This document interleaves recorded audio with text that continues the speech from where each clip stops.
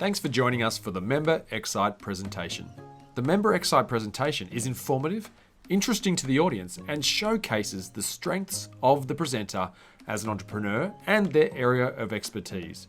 It's not a sales pitch, it's a 10-minute educational and insightful exploration into what they do. And of course, it's exciting. Ladies and gentlemen, please welcome our BX Excite presenter today, Fiona Price from Globalize Consulting, to present to us on building a positive multicultural society. Ladies and gentlemen, please put your hands together for Fiona Price. I'd like to begin my Excite presentation today with a story that I also tell on my LinkedIn profile. It all began when I was living in Adelaide at the age of 19.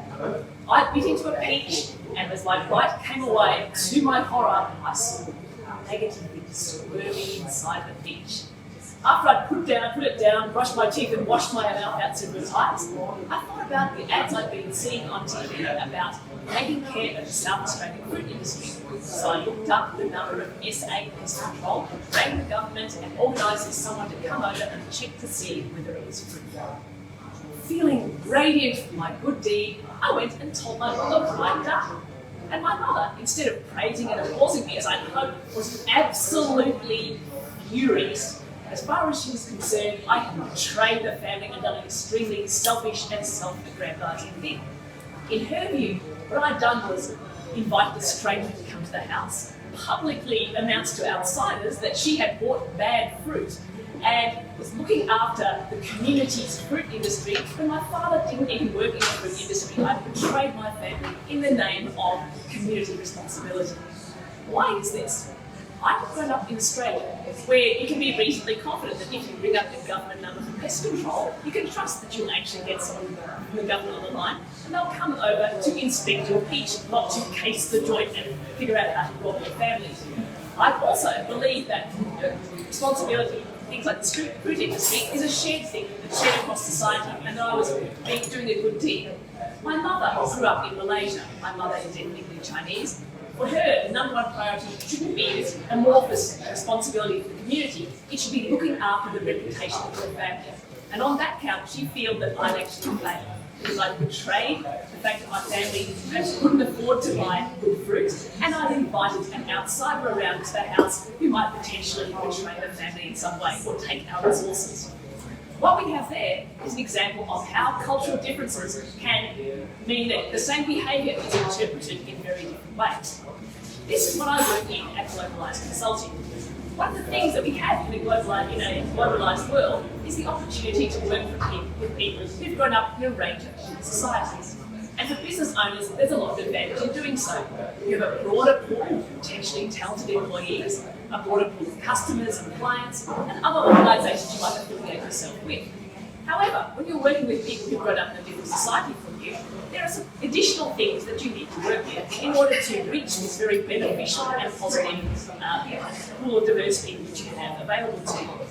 One of the things that happens is that people who've grown up as part of the dominant cultural majority, which I did in Australia, often assume that their values, their ideas about good behaviour are universal and apply to absolutely everybody. Whereas someone like my mother, who immigrated here as an adult, becomes very aware of the fact that the rules and values they grew up with are not shared by the wider society.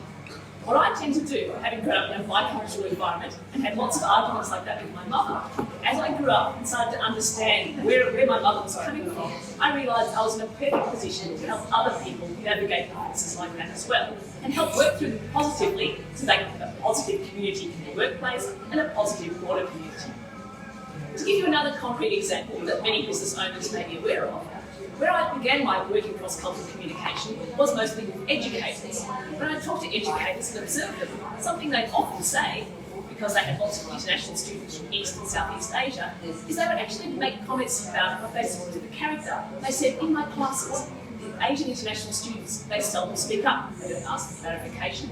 They seem to want very explicit instructions. They often refer to me as sir, even though I tell them, nah, just call me Jono.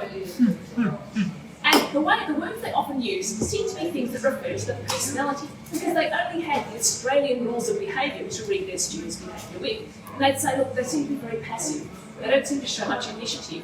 They seem to be quite submissive and they kind of give me all this deference that I don't actually feel comfortable with. Whereas what was actually happening was they were using Australian rules to read behaviour that had actually been learned in a different society. These students were doing that not because of their personality, not because they were passive or lacking in initiative, but because they'd grown up in a different classroom culture, where you do not interrupt your teacher when speaking and ask for clarification. That's seen as undermining the teacher's authority and interrupting everybody else's learning experience. If you have a question, always ask it after class, never during. They've been used to getting very explicit instructions that you follow. You follow them to the letter, and that's how you get a good mark. And they were often very confused by the vague instructions they got, which in Australia is not for you to think for yourself and figure it out. So what we were seeing is not a difference in personality, but a difference in classroom culture. So one of the first things that you need to develop a positive, diverse community is to understand the differences in behaviour that you're seeing.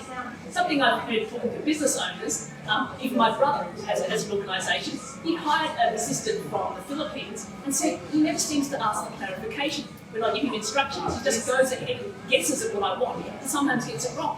Why doesn't he ask me?